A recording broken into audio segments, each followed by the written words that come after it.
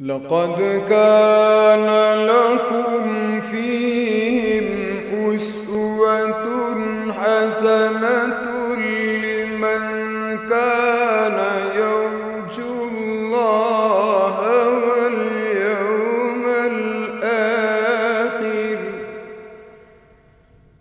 ومن يتول فإن الله هو الغني الحميد.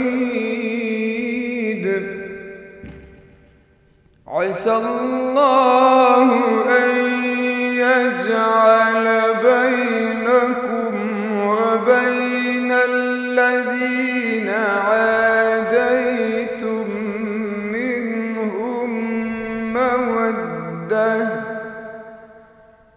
والله قدير والله غفور रहीम।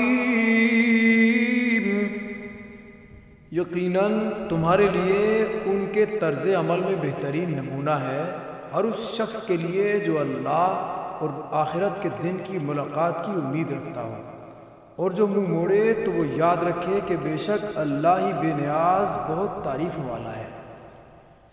करीब है कि अल्लाह तुम्हारे और उनके दरमियान जिनसे तुम दुश्मनी रखते हो मोहब्बत पैदा कर दे, और अल्लाह बहुत कुदरत रखने वाला है, और अल्लाह बड़ा ही बख्शने वाला निहायत रहम फरमाने वाला है।